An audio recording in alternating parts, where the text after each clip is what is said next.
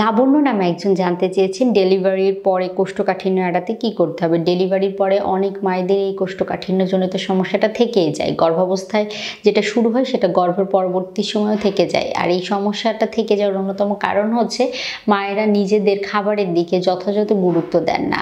এই ডেলিভারির পরবর্তী সময়টাতে শরীরে পর্যাপ্ত পানির অভাব যদি তৈরি হয় বা পর্যাপ্ত পানির ঘাটতি পূরণ করা না যায় তাহলে কিন্তু এই সমস্যা দেখা দিতে পারে।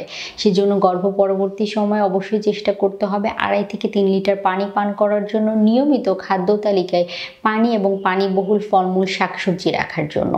এছাড়াও ফাইবার জাতীয় খাবার যেমন লাল চাল, লাল আটা থেকে তৈরি খাবার, শাকসবজি, বিভিন্ন ধরনের শাক, নিয়মিত শাকের একটি আইটেম বা বিভিন্ন শাক মিশ্রণ করে একটি আইটেম রাখার চেষ্টা করবেন।